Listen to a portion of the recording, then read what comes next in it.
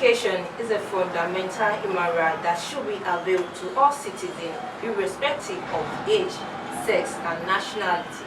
The importance of education in an individual can never overemphasized in both spiritual and temporal aspects of human existence.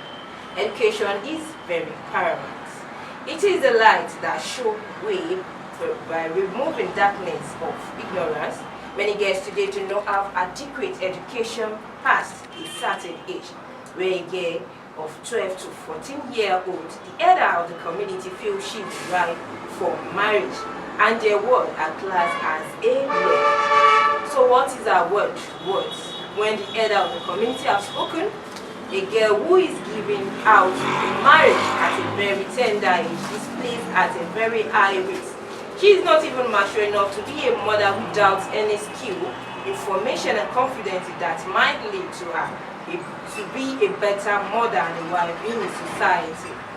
The native philosophy is that the woman's place is her husband's kitchen and her primary role centers in her home, forgetting that there is a lot of importance a woman can add to her family and her society. The Child Rights Act of 2003 prohibits child marriage and predators. In Section 29 of the 1999 Constitution of the Federal Republic of Nigeria, any marriage contracted by anyone less than 18 years old is invalid. That is why and what prompted today's topic, promoting girl-child education. And with me in the studio, I have a guest that will be exclusively speaking on that topic, promoting girl-child education. I have Ajia Fatima Diko. Thank you for joining us today. Good afternoon. Before we go, I would like to read a short citation of Ajia Fati. Ajia Fatima Binta Diko, the Deputy Chairman of the Lawrence South LGA chapter of the Nigerian Union of Teachers, was born in Ilorin in the late 1970s. She went to the Kwara State College of Education in Ilorin and the University of Ilorin, from where she received the Nigerian Certificate in Education and Bachelor of Science Education degree in 2005 and 2009 respectively. Diko is a notable political activist, committed anti-corruption campaigner, and a leading member of NSO, the prominent civil society organization in Kwara State. She has been a teacher of mathematics and physics for 16 years and is also deeply involved in campaigning against child abuse and promoting a girl-child education as well as community development enthusiasts. Distinguished ladies and gentlemen, I present to you Ajia Fatima Diko. Thank you for joining us once again, ma'am. Thank you.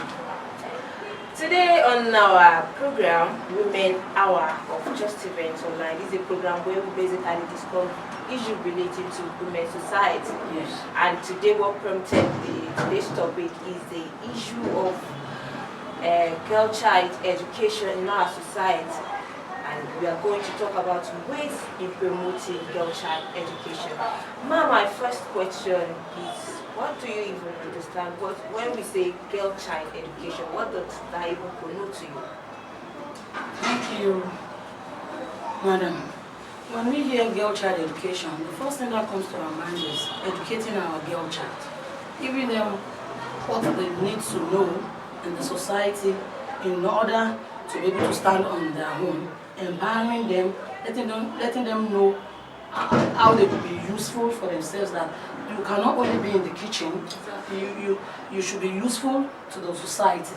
We're trying to change their mindset of our mothers that believes female child should not even our mothers, our parents in the olden days, that the place of a female child is in the kitchen or in the other room. We are trying to let a female child know you always you have the right to access because education. it is always said that when you educate a man, you educate just an individual. But when you educate a girl child, you educate a nation. So for that reason, we are letting them to know they can be more useful when they have the needed education and they are being empowered to be able to stand on their own. Thank you so much for that. That's what a girl child education means. Okay, when talking about the girl child, what are the reasons for girl child education? Thank you. There are a lot of reasons, but before we go into reasons, let's let our viewers understand the rate at which our girls are not in school. Okay.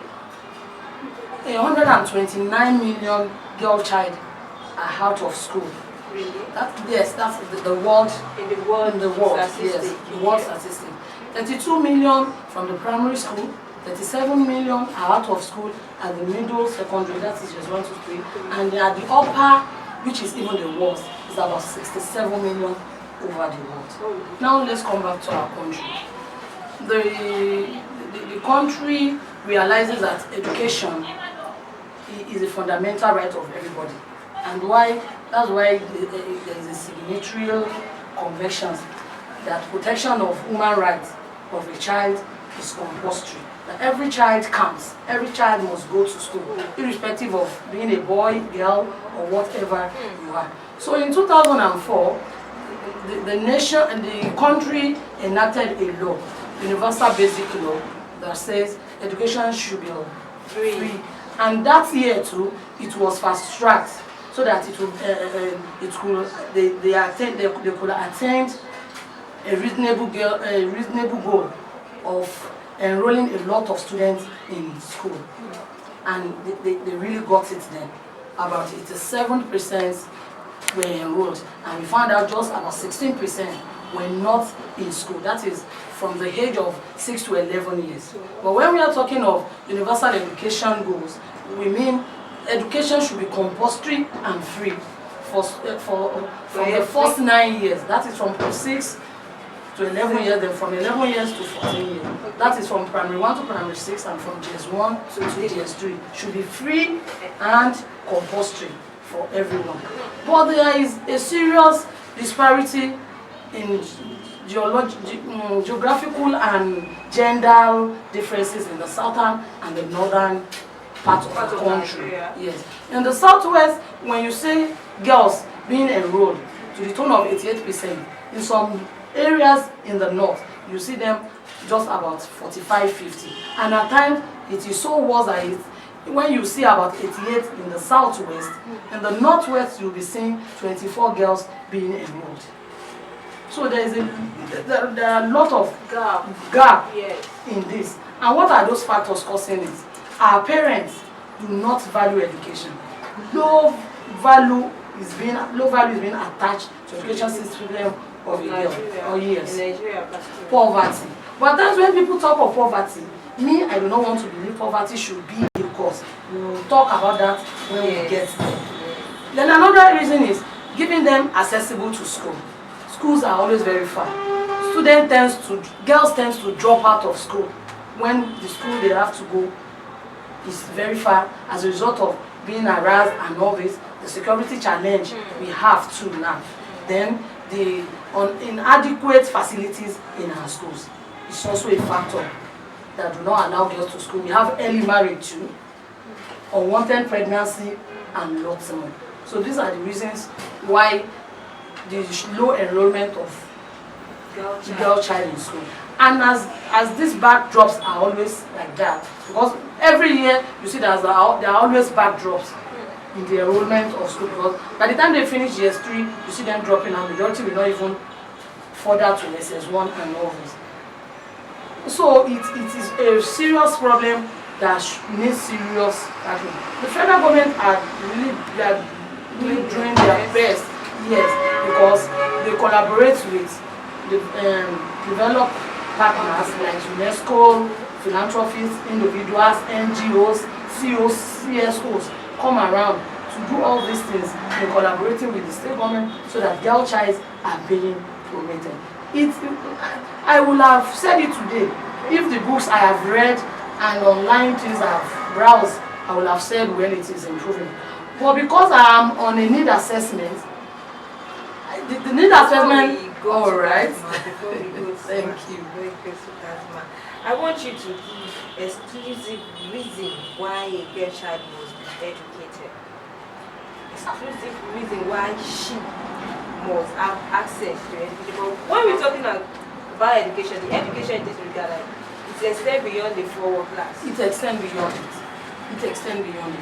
That is why even our mothers at home, when somebody tell me my mom is an illiterate, I tell them no. Because she's not educated in the Western way does not mean. Our mothers at home can read their Quran very well. Exactly, yes. And we have people that didn't go to school and can read the Yoruba Bibles very well. They can write and read. We have mothers in our market that do not use calculators when they sell, when they sell their things. Yeah, when they make transactions with customers, they use their head. That is to tell us they are intelligent, they are brilliant. So if we want them if we want to educate them in the Western ways now, then we need serious orientation, sensitization to let them know the reasons why they can read. Because even for the fact that they can read their Quran, they understand a lot of things. There are still a lot of things they are getting wrong because they do not have the Western education. I can't imagine somebody will be pregnant and when it is time for you to deliver, you believe you have to go to an herbal house, you believe you can deliver the baby at home, when you have hospitals to go, when you have things to do, you know. But our parents prioritize things more than education. Our parents believes in, because of social, economic factors, religion factors, which is a very good one, they believe in early education, early marriage. But as the government has laid down the foundation for schools, by the age of 18, you should have been done with your secondary school. And I'm telling you, with what is being taught in the secondary school now, when you have a school SAT, it will be very difficult for such child, girl child, that will not want to further again. It is seriously reducing. Those that are still under this are those that are not being oriented, or those in the rural areas. If we go to the rural areas, that is when poverty now comes in. That is when we now talk of poverty and all this.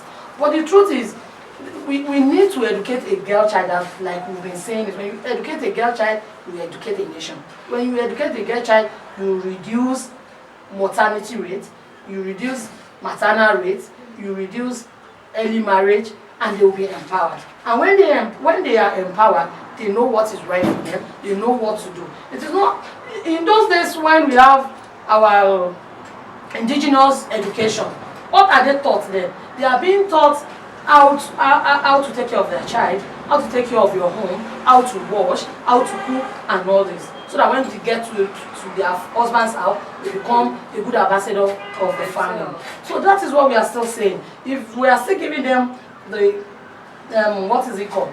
The Western education now too, it empowers them. It lets them understand what is right from what is wrong. Look at it, I am telling you and I'm asking you. It is not even possible. As educated as you, somebody will now harass you on the road. You know you're right. You cannot. That is what we are saying. Nobody can just come and harass you. When I talk of child abuse and somebody say a 21-year-old girl is being raped, and I ask them, a 21-year-old girl saying she's raped? No. I only deal with those that are raped by pedophiles. Children of 3 months, 5 years, 7 years. They are not even 15 years. By the time you are 16 years, why won't you speak up? Why will you let people know? You followed a man to his house and he gave you drink and all this, and he raped you and you started. So those are the things. If you are educated, you know your right and you know what is expected of you. Yes. You cannot be harassed. That is why we need to educate a girl child. Thank you so much for that. I really love that. I really love. Okay, let's go back to the barriers that is affecting girl child. You mentioned poverty. Yes. Everybody would say poverty, like they don't have money. Like the need assessment I'm doing now, the majority of those I met says it is poverty. I will talk of poverty in 2 ways. The first one, a woman in Ojoba, Ojatoto, I'm making Kwara State as a case study. Yes. My state. You can make Lagos State Ibadan as a case study. I once lived in Lagos. I did my NY certificate. Let's use our immediate environment. You should use our immediate environment. A woman that has a very big shop that sells, find it difficult to pay that token amount that is being asked of them to pay in school. And those women will tell you poverty. Every weekend you see them at O&S. You know Ilorin for our ceremonies. They are always buying clothes. The least we buy is 2,000, 2,500, 3,000. And at least we buy 2 or 3 in a month. So that's why I said it is just our priority that is the difference. I can say I will not buy those clothes and send my children to school. You can say no. I know that type of I want to live flamboyant. My friend cannot buy it and I will not buy it. So for those reasons, that's why I said I do not believe it is poverty. That is for the people in the urban area because they are well informed. They know what it takes to be educated. They see women, the female lawyers, the female doctors. But a lot of people believe if you're educated, you must be rich. That is where we should bring changing of people's mindsets. You should let them know, no, you are information is power. You only have to be educated to get information to be able to defend yourself when people want to harass you and not more. It is not about being rich. And I am telling you, when you see educated people, even if they are not rich, hardly will you be able to know because there are always differences. The difference is always clear. Let's go to where I think poverty now works, in the urban areas. In the urban areas. I have traveled to Moro, to Asa, and I can tell you many of these communities that have got no schools. I can tell you of schools that are very far to them, which is another factor. If we want a girl child to go to school, we should give them a school that is very close to them, so that when they walk, when they trek to school, they will not be too stressful. Girl child tends to drop out of school when their walking is too far from home. Even their parents might not want to leave them. At times you see them saying the river is too full, they cannot pass through the river, then they could be harassed. Now that even the security challenge is a big slap on us in this country. So traveling, they might be harassed, they might be kidnapped. A lot of things can happen to them. So I'm talking now on security and accessibility of schools. The most of these schools, we do not have good equipment, school facilities. Then when we are training teachers, we should train teachers that are gender aware, that they should know we are equal, and a boy and a girl. A girl should not be treated as if we are, we are somewhere. We are not supposed to do what guys are doing. No. So they should not be treated. So when teachers are being trained, the more teachers should be trained so that they become role models. I'm always happy to tell anybody, I've been teaching mathematics and physics for 16 years. In those days when we were in school, how many ladies, how many women could teach mathematics and physics? But we have been doing it for 16 years. I'm always proud to tell my children, it is true I'm a teacher. I tell anybody everywhere that I am proud to be one. So that we'll be good models, people will see us and say, yes, she's a teacher and she's doing well. So those are the things that should be done to encourage. I have another question. You made mention of the debate, that the free education aspect of the debate. Fine. I want to ask, is education free? I still have another question. I have this. It's something I experienced some years back. I noticed that all these government schools, that there is a particular, some might say they should pay 1,500 naira, still a token, right? Yes. Some might say pay 750 naira, still a token, right? But to some parents, they can't even afford that little. And when I go on an assessment, then I notice, I learned that it is only maybe a token of 20 naira, 50 naira per head they remit to the to the government's account. While in the school you charge students to pay more than thousands of naira, more than you get. So what is affecting this? I don't understand. Well, as a teacher, like we've already been saying, our education system is rotten. It is seriously rotten. I am not in the position to answer some of the questions you asked me, but I will only tell you what I know. I teach in the upper secondary school. I've never taught. I'm a TESCOM staff. I'm not in the primary school, so I do not know how much they take there.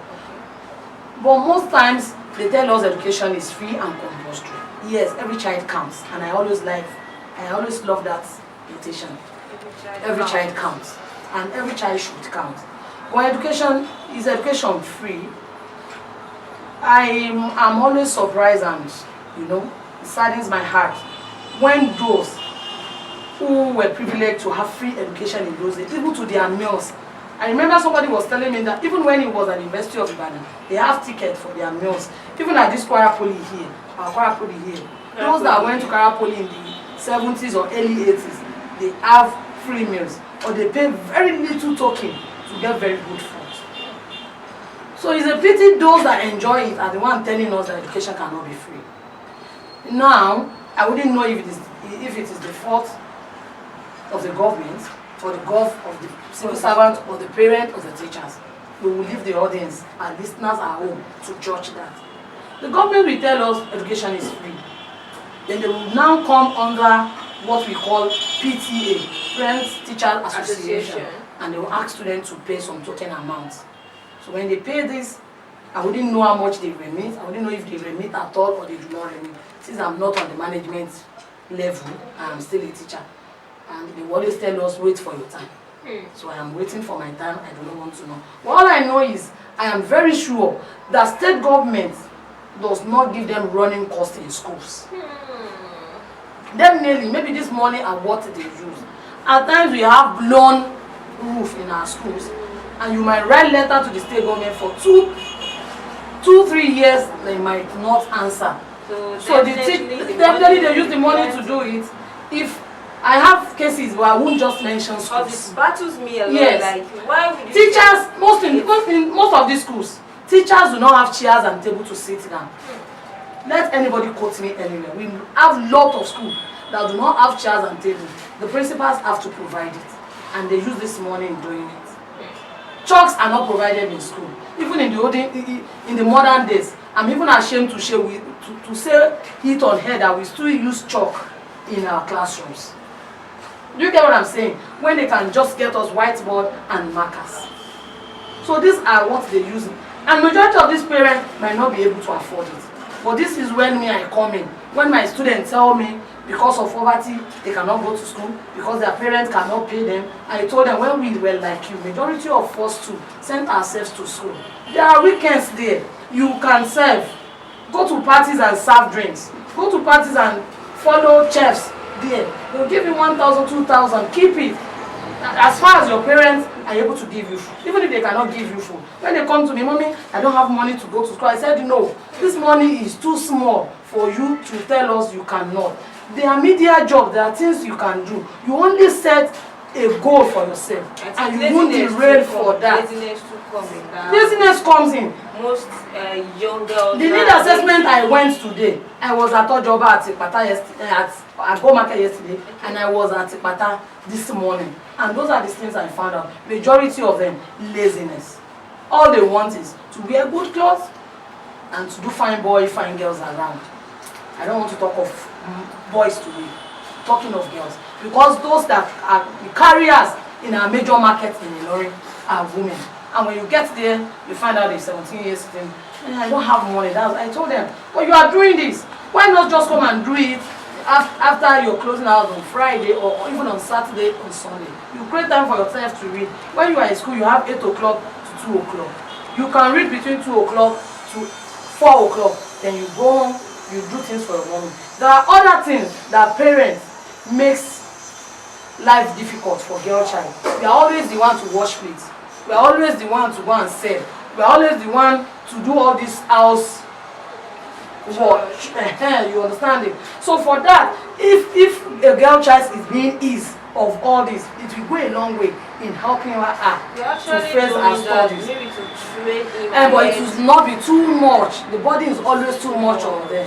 You have your siblings, you have boys siblings. Does your mother allow them to work? You're only the one they will ask you to go and fetch water and do this. They should see us as being equal. That is why majority of them, when they get married, they are not always, they do not always appreciate a girl child. So this is where it starts. This is how we should try to train them from the beginning. We should let them know they have equal rights. Yes. When I sweep, you sweep.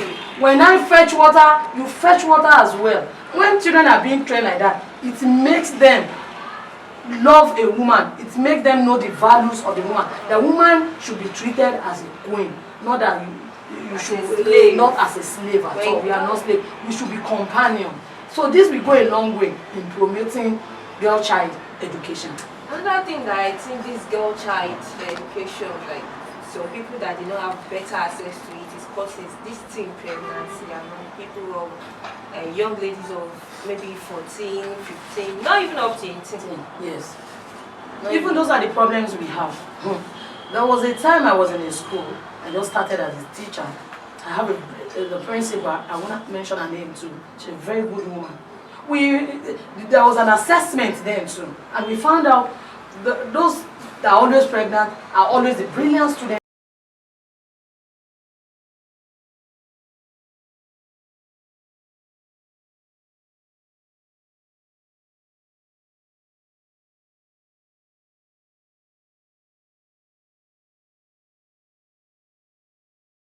Fortunate or well, nobody will know, and she'll get pregnant. And the principal was like, we'll have to go to the parent and campaign. Immediately she delivers the baby, the mother should collect the baby and let her come back to school. People were of the opinion then that others will want to do that. They are saying no, she might not come back to that same school, but they should make sure she's enrolled so that the potential in her so that she will continue, because she's really brilliant. She was just fortunate, and she has learned a lesson. But a lot of people will say that is why it is good to start educating our children at home. Let them know sex education, not the type of sex education will be teaching them the things. If we do not teach them at home, somebody will teach them the wrong thing. So parents be like, don't let any man touch you. Touch you get pregnant. So instead of them to let them know it is true, when you go in, you have intercourse. This is what we call virginity. This is how you can use it. This is how you should do. Tell them, do not hide some words. And I tell them, if they touch you, you are pregnant. If they do this, then do you know there is another thing I do not want to forget. One of the factors that make girl child not to be in school, during their menstruation period, majority of them do not have access to sanitary pads, and they do not have running waters in their area. So it's always very difficult for them during that time. I remember there was a village I went, that the manager of the village was telling me this is the 9th day he has had his bath. So even the manager of a community, the head of a community is telling us that. So a girl during her period, you know, that lady, she might not even be able to clean it for weeks. So that is why you see CSOs and NGOs, when they go to school to promote girl child education, they go with sanitary towel. So it is still one of the reasons. Kudos to my principal, the principal of my own school. When we are in school, a girl will never come to her, mommy, my body is pain, I have to go to school. She is always buying sanitary towel in the home economics department, and it gives people. So though that too, the government can look into it. If there is a way, the individuals, philanthropists, CSOs, NGOs coming together, when you are helping a girl child, especially NGOs that has to do with women, they should try and orientate them on how to use sanitary pad and to provide for them. Then when we are campaigning, we should campaign in, even if they do not have access to those things. There are other things they use in those days. They should only teach them on how to be seriously hygienic about it. Before we talk about ways of improving education in girl child, let's come back to Kwara State. Yes, ma'am. So using Kwara State as a case study, is Kwara State making girl child education accessible all the 16 local government areas? Because I do not have the statistics of the Ministry of Education, of the State Ministry of Education. But with my own assessment, I continuously talk of Moru, Asa, some parts in Ilorin West, Ilorin East and South. I am telling you no. They are trying, but maybe it is not too much. I'm telling you what I have seen with for just 2 days. You don't be surprised when I come out and start saying a lot of things by next week, when I will have visited all the major markets in Ilorin. A majority of them I see from yesterday and today, they are very young. They will tell you, I dropped out when I was in SS1, I dropped out when I was in JS3, I dropped out when I was in You see, so low, and even in our schools, if you go there, you will see the enrollment is still very low. When you were in school, how many girls were in your class? You have them so many in your class. I remember in 2006, as a physics student in the University of Ilorin, physics education in the University of Ilorin, we were just 9, and we have just 2 ladies, myself and a friend. So if you now pack all the education students and physics education students, all the girls there, we were not more than 5. And it is like that. Mass communication, that's why anytime I see you, I'm always happy. How many ladies do we have doing this, especially in our country, especially in our states? So there are still some courses that they believe it is for man, it is not for women. Whereas we have a lot of women doing well. We have architect Tayo Alao. I'm always proud of the woman, anywhere I am. A female architect that rose to the peak of her career. And we have a lot of women. I don't want to talk of other women, no, I want to talk of our state. We have a lot of them. And they are doing well in the banking sector, but they are just small.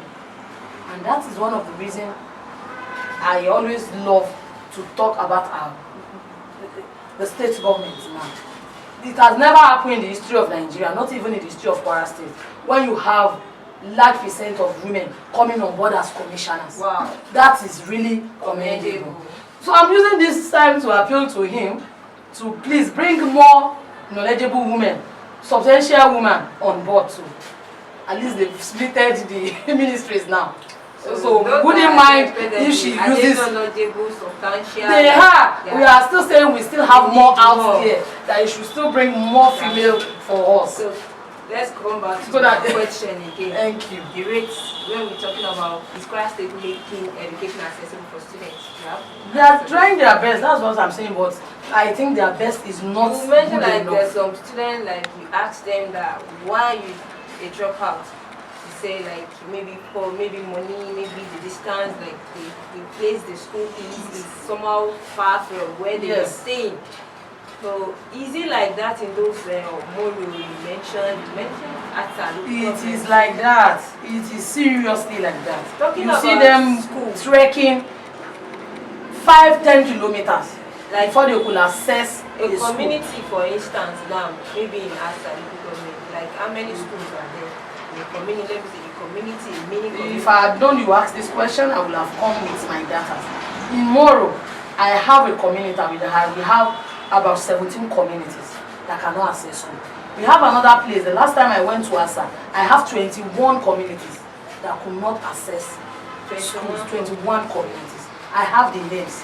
Anytime you need it, just call me. I will give them to you. So we have a lot of schools, and at the end of the day, you see them going to early marriage at the end of the, and if they are not going to school, it is only when you are in school and your parents call you, bring your husband, that is when you will tell them, Mommy, let me finish school. But if you are not doing anything and they see you going around with men, the next thing they will ask you to come and do is go and settle down. So schools should be made affordable and accessible to the vulnerables, especially those in the rural areas. Then females should be encouraged. Because we are talking of free and compulsory education. It is compulsory, but is it free? No. At the end of the day, they will pay for uniform, they will pay for textbook, for notebooks. We have, even in the urban areas, we have students that will be coming to school with just 2 notes. Their parents cannot afford it. You laugh, it is not laughable. It is very sad. It breaks our heart to see those things. In those days, it is just because what we face now in Kwara State, the type of politics we play now, one has to be very careful. If not, when I was in secondary school, I attended St. Anthony's. In those days, I was in St. Anthony's between 1989 to 94. So people out there should know the government know I was talking now. But we can still even mention his name. Alhaji Shabalafiaji. In 1992, when he was the governor, nobody can tell me they buy notebooks. They will give at the beginning of a term, they will give you 12 notebooks. Then it was just 9 subjects, 8 or 9 subjects we offered in school, not like now that it's up to 12 or 14. In those days, and immediately one finishes and you take it to your principal, people will argue that the population was not as much then. But I will tell them the allocation we are receiving then too was very low. Our allocation is increasing now too. Then even then, nobody can tell me. In those days, we have 16 in our classes. Now too, we have it here. So there is just differences. There are always notebooks available for us. So the only thing parent does then is just to sew uniform. So if they ask you to bring your child to school and you say you cannot provide uniform, you know people will ask you, are you reasonable at all? That means you don't have anything to do. But now they will have to buy textbooks. Math and English textbook is compulsory. In those days, they provide math and English textbook, and by the time you move on, you return it, they give you another one. You tend to, and if you don't return it, because you know you will pay a certain amount if you lost it, people do not lose it. So in those days, it is like that, it is very good. Not like now they have to buy textbook, nobody to provide. Then in those days, I remember, the WAEC we wrote was free. When I say free, I mean free. 1994 WAEC for me was free. Is it the junior WAEC? The senior WAEC was free. And it was good in Kwara then too. Maybe in the year 2000 and so. Even I remember in year 2000, Governor Mohammed Lawal, of a blessed memory, paid WAEC and NECO for all students in Kwara State. Yes. I remember they've been doing it. So we will still continue to employ them. If I think NECO is free now too. Are you so sure? It will take more if they pass it. It will be a good thing if people are taking up those things. It will seriously reduce the girl child dropout from school. That's a nice insight. Okay, let's go back to, you mentioned it before, let's go back to the personal health. Like some things that they need the young girl growing. There are some things that she will observe, like the puberty stage, all those sort of things. Like, but when the girl did not have proper education about all what is even happening in her body, maybe there is not even a rapport, a mutual relationship between her and her mom or her dad. You know, this girl might feel like go and even tell the wrong person. Like, if anything is going wrong in her body, instead of her to consult the proper person, like her mom, maybe a doctor, instead, maybe a friend, they will be like, use this, I understand what you're saying. From there, they develop sort of things from the early stage. When we want to promote girl-child education, those are the things we should put into consideration. It is not about just going to educate and sensitize. We need to see the parents. Talk to the parents. The parents should be, that is where parenthood comes in. Parenting, as taxing as it is the responsibility of all of us to make sure we educate our girl child to be responsible to herself and the society at large. How do we do that? Parents should be involved in the upbringing of their children. They should make their girl child their friend. They should teach her child education. Tell her what she is needed to know. So that when she go out there, I can't imagine some girl child will come to school, they won't even know what menstruation is, how they can take care of it, you know, all those stuffs. It is because their parents are neglectful. They are the type of parent that does not care. They are not involved in what happens around their girl child. I think some people even know that they menstruate, right? Talking about the ovulation period. They do not know anything. So those are the things the parents should let their children. In those days, parents will believe you just have to scare them. These days, the children of the that age are always very curious. In those days when they tell us if you put your hand in the rain, your hand will be like this. My child will tell me now, mommy, I have done that, nothing is happening to me. Then they were using it to scare us. So because we know these things are not working for them, the next thing we should do is tell them the right thing, the correct thing. During your ovulation, or even at this age and this age, you are not expected to do this until you get married. And when you get married, you start doing this. These are the things that brings to you, it gives you your integrity, it makes you proud as a woman. You know, you are proud to say I was never desiring until I become. And if you think it is very difficult for you, then learn how you should do it. Yes, parents should teach them how to do it. Sex education, contraceptives, which it is not always in my dictionary. No, I do not like it. Although if you read books, you see that's what it is.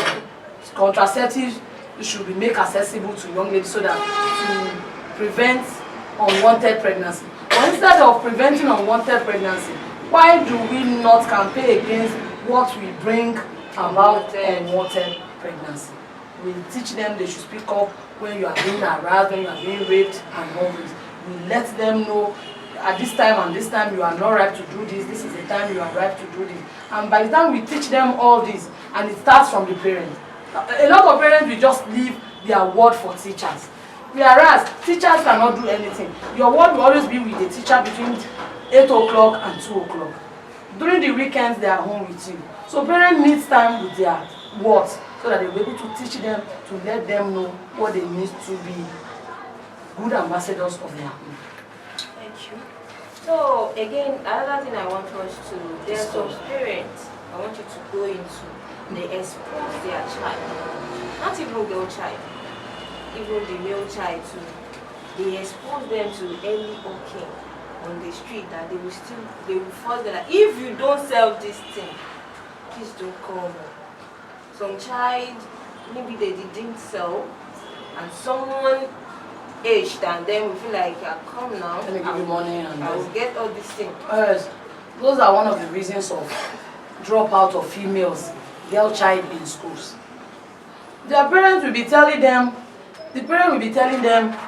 we do not, we are poverty, but at least they will go hawking, they will get money. Instead of using that money for them. At times you see parents leaving a girl of 5-6 years with grandmas. Who is taking care of who? Is it the grandma that is taking care of the baby or the baby taking care? Because she will have to go and work and they will allow her to go to school. Even if she's allowed to school. The work at home is too much for her that she does not concentrate in her school activities. So at times, hawking too is a problem. There was a time in Kwara State that you see ministries going around to pick children, hawking during school hours. They pick them and they make their parents to come and pay. And then it really works. If the state government can start this again, I wouldn't even know if they've stopped it. But it's like they have. Because when you go around during school hours too, you see a lot of school child during school hours. School child during school hours hawking and doing a lot of things on the street. Even up to now, they are still doing of course. Market, especially Ipata market. You are talking of Ipata market. Go to Alikima University. You see them selling pure water, and at times they will be there till 7 o'clock. Definitely, we dare not be harassed. Even if we are saying they are not going to school, there are still dangers. The parents are endangering the lives of their wards. And mostly, they are always girls. Girls are the ones that are always at the receiving end of all this we are saying. Because a lot of guys, if you see 10 girls, you can just see 2 boys walking. It is always a girl child that is always walking. Okay, talking about all these barriers, they are here already. You can't cover everything. Some are here to stay. It is just for us to manage. The federal government is doing their best to curb it. Individual, how can, as a girl, as a parent, as a society, as an activist, as you, how can we manage all these things in our society? Let me start from the federal government. They are doing a lot of things. And this UB law, we said, has been passed in all states of the federation. So everybody is trying their best. NGOs are trying.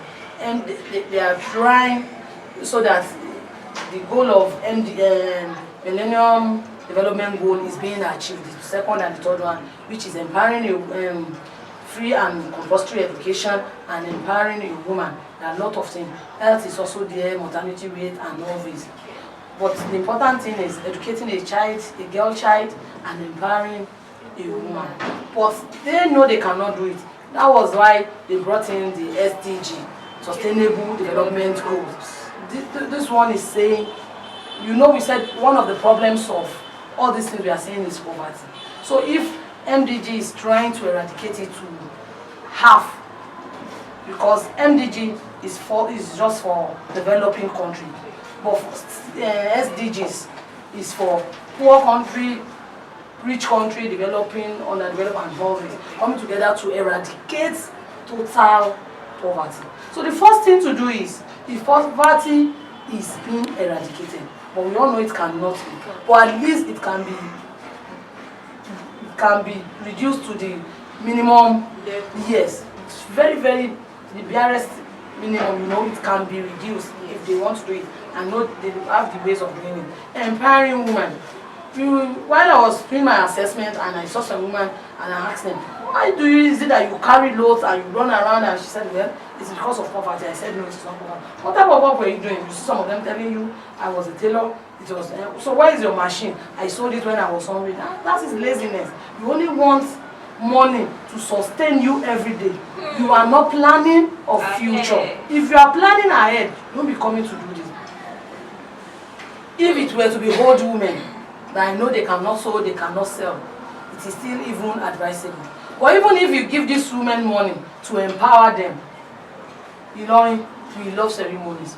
We still use this money to buy clothes. Stop using Ilorin as example. But okay, I'm sorry. All right. Lagos State is a case study. They buy clothes. They buy clothes. They go to party. But if I tell you, if we are talking of, I have always tell you, the rate at which people are doing this, there is disparities in the southern and the northern. So if you are talking of the northern part of the country, so forget Lagos and Oyo State, they are seriously ahead of us in the girl child education.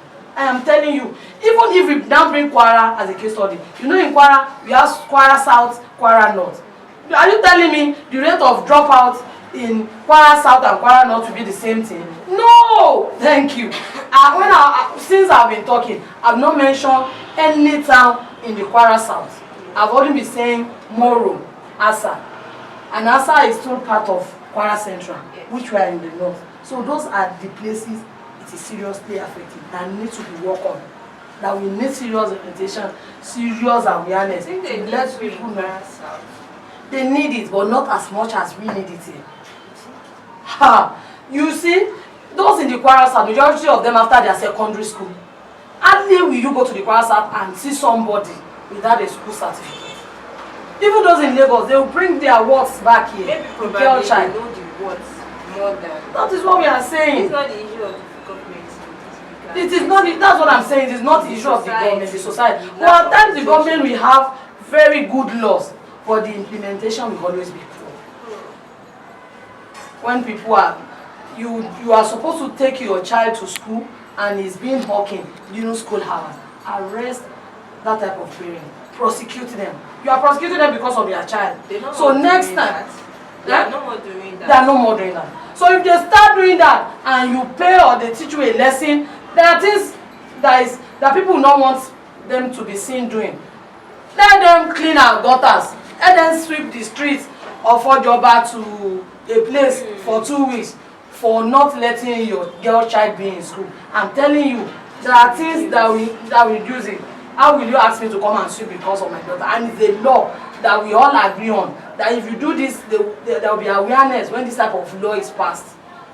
That any child seen during school hours and is being caught not in school and is hawking or doing something else, it is not all of them that will go to school. But at least, we've been talking of schooling. They can acquire skills too.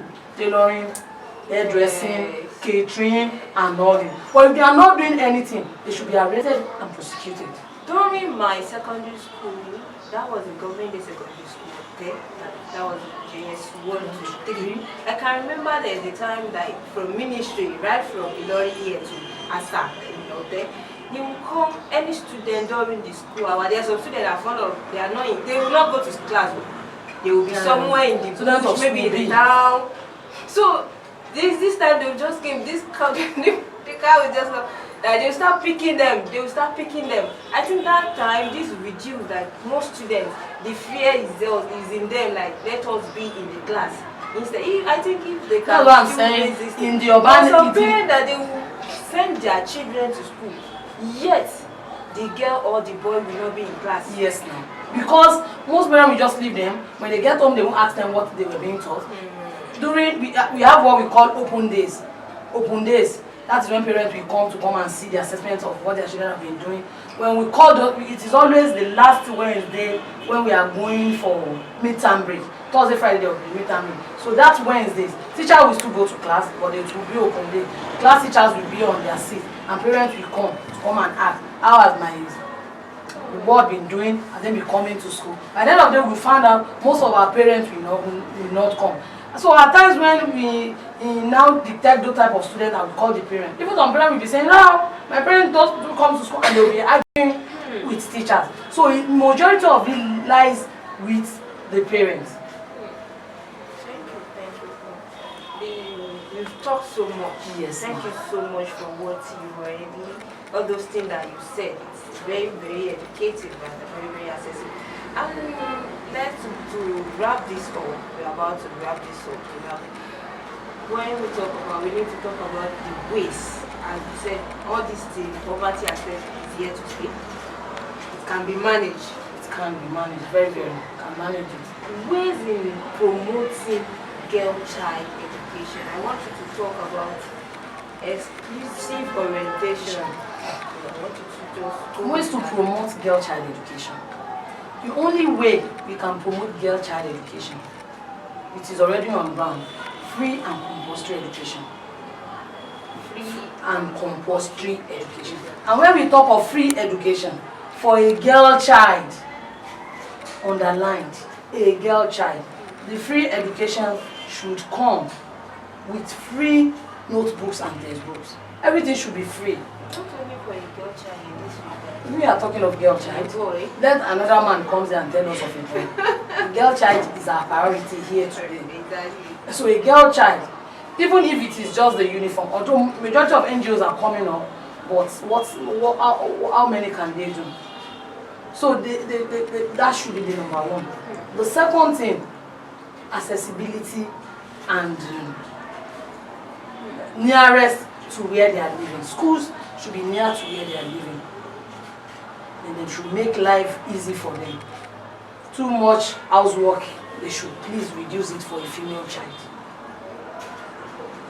Too much of work tends to make them feel, my parents are like, they won't know their solution is not going to their husband's house. They'll be eager to want to leave their parents. They think their parents, not knowing they are going to face another thing.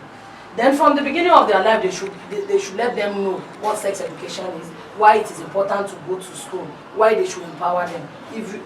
I met some girls during my assessment that said they were in school, they could not learn anything. So they should take them to go and learn skills, tailoring, and we have artisans, a lot of things they can do. Perfectly. Yes, perfectly. Then their safety is really very important. When a girl child is going to school, especially in the rural areas, and they are being kidnapped, they are attacked, they are being harassed, they attempt to drop out. They will be like, I don't have to be going to this school again because they are being harassed and all this. So if education is really accessible to them, closer to them, and they know they are safe, this has to go with the community health. Providing securities, training teachers that is gender aware. They understand that you should not take a male child over a female child. And then bringing up women of different fields to come and talk every day on awareness and sensitization. Why they should see reasons why they should do it. NGOs should come on board, CSOs should come in helping the government. There should be collaboration with a lot of developing partners, so different initiatives, so that when at least by the time we start winning arts, we make parents understand that educating a child, a girl child, you are educating a nation, and all this will go a long way. We also talk of their hygiene during an menstruation period. When they are taught on how to maintain themselves during this period, when they have access to sanitary towels, they will be very free to go to school, because I can tell you, most girls do not like coming to school. So if in 5 days in a month you do not go to school, that's already 15 days in 3 months there to use in school. And they use just about 108 to 110 days in school, minus 15 days, minus holidays, midterm breaks, lesson and all this. At the end of the day, what is she gaining? So if sanitary pads are made available to them, this will also go a long way in promoting child education. Thank you so much. Who has been speaking with us this morning is Ajia Fatima Diko. She is an activist at the Lorry South Deputy Chairman, Nigerian Union of Teacher in Kwara State. Yeah? Ma, before we go, I want us to chip in something. Yes, ma'am. We have some parents, maybe we say girls are known for house chores to do work at home, lots of works, fine. There are some girls like they don't like doing it. They don't like yet, but there are some potential they exhibit at home. But some parents will be like, you don't know more than that. You need to, this is what you're supposed to be doing. This is not what you're supposed to do. Are you getting that? What do you have to say to those parents that feel like they get to see the potential in their girl child, that fail to do homework? Are you getting my question? Do you know that it's not everybody that understands how to get, it's not everybody that will see potential in somebody and understand this is what potential means. People just see that when people see you talk and they see you exhibiting export, you are nothing. They do not believe the potential they can develop. Most parents believe, even if my president can be saying our wife should be in the other room, what do you expect other people to say? And that's the way we are always seen. They see us as all our education, a doctor, a professor, ends in the kitchen. Oh no, it doesn't. Look at Kemi Adeosun. She's so brilliant. Let's forget about, when we talk of Okoje Wiela, at least the Madueke, let's forget about the issues they have, but let's talk about their brilliancy. They are intelligent, they are women, and they are doing fine. Those are the type of our role models we should look at, and parents should say, yes, we have to educate, we have to invest in our girl child. Yes. Thank you so much. Thank you so much for joining us this week. And what?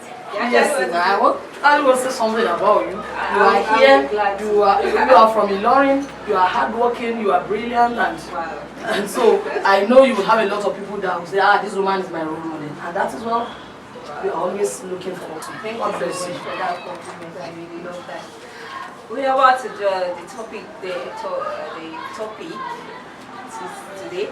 And when we think about great women in our society like Konjo Iweala, Obi Ezekwele, and talking about coming down to our country, Kemi Adeosun, and coming down to our, we have the Honorable, the Minister, Senator Gwemsola Saraki. I'm talking about the commissioners in the executive in Kwara State. Yeah, all of these people are products that they really, that their parents really invest in them as a girl during their little stage.